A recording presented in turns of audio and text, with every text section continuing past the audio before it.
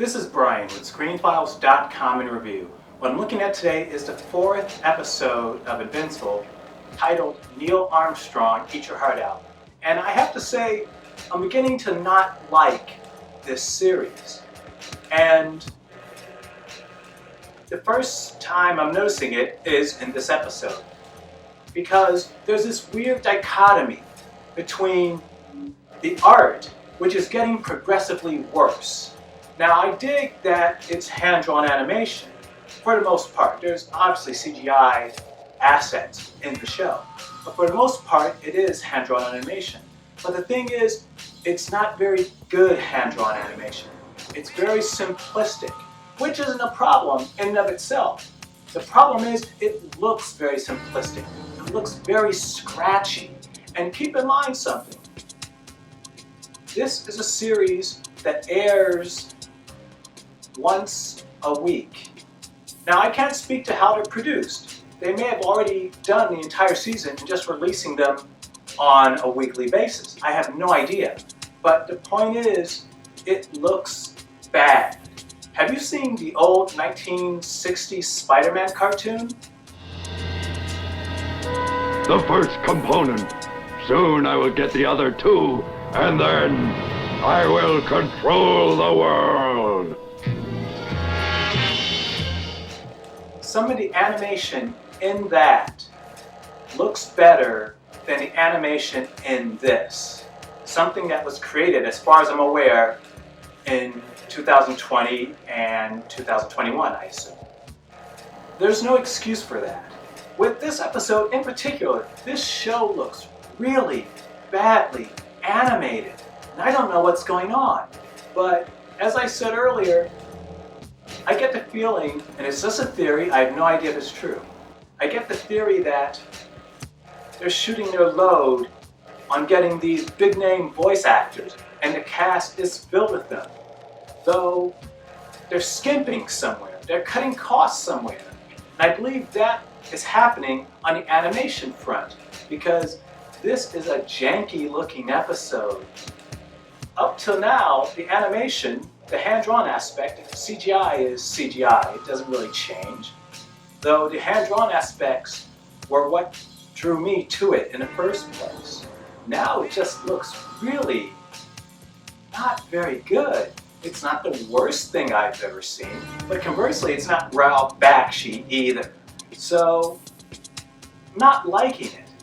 The story is continuing the storyline which began with the first episode. It's only the 4th, so it makes sense that they would continue it.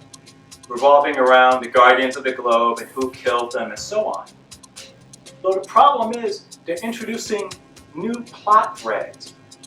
This storyline revolving around the Martians, one of the clones getting free, or the original, depending on how one looks at it. And so there are lots of things going on. Lots of threads are being added, and it bugs me to some extent because they're competing against the main thread, which is the story of who killed the Guardians of the Globe. That, for me, is the most important and interesting thing, or I should say, why killed the Guardians of the Globe. That's interesting to me, and I would really like to understand why that's happening, but the story is already planting seeds to supersede it. I wish they would stop doing it, which isn't to say that you can't have more crises happen on a show, but have them be minor compared to the main storyline. The main storyline being the murder of the Guardians of the Globe. Instead, we get storylines which are just as big, just as potentially threatening as the main one. It's odd, I don't like it, so it's taking things I already don't approve of terribly, like really weak animation, and combine it with overstuffed stories. I'm really getting tired of this show. And this is only one episode, by the way. I was fine with 1 to 3, but if it continues like this, I don't see why I would watch it. There's too much content on. If they can't get the animation right, I don't see what the point of this is.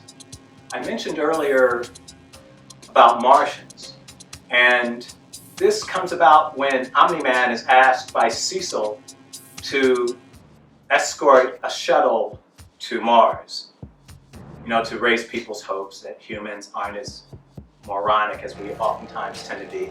That's not really fair. The reason he's doing it is actually because after the recent alien invasions, humanity's just thirsting for a win, and he wants to provide that. Omni-Man doesn't go, and so Invincible goes in his place. It's not a bad storyline in and of itself, but as I said, the animation isn't very good. It's competing with the main storyline, and when you learn more about what's going on with Mars, it doesn't really make any sense. Now keep in mind, and I repeat this often with videos that I make, we're dealing with the fantastical and the incredible, but still, within that context, it has to have a logic. It has to make sense. And these creatures that are playing the Martians, as far as I can tell, don't really make sense. It's not great. Now, this could just be a weak episode, though I doubt it. I mentioned Omni-Man earlier, and the way this series tries to be real and gritty, this is why it bothers me, because what you get is inconsistencies in tone. For instance, in the first 3 episodes, we get a lot of murder.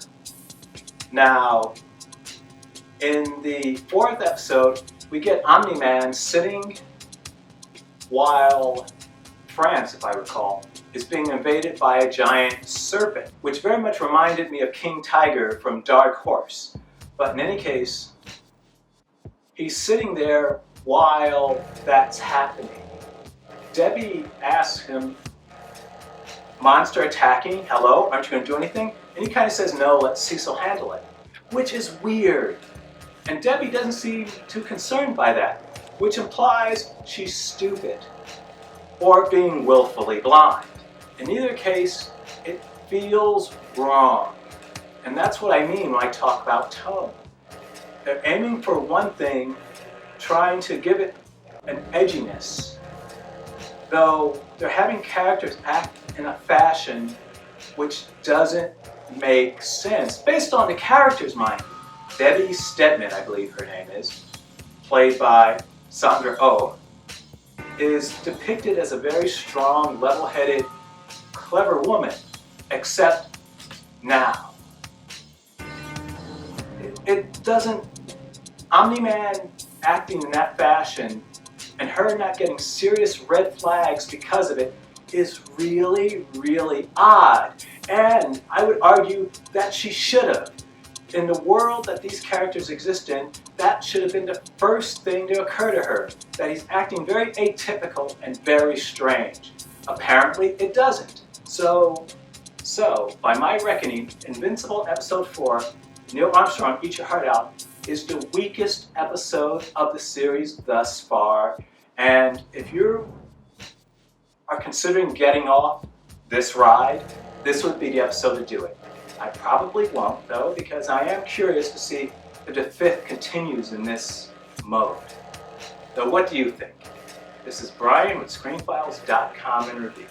Do you agree, disagree? Let me know down below. And as usual, consider a like or a follow.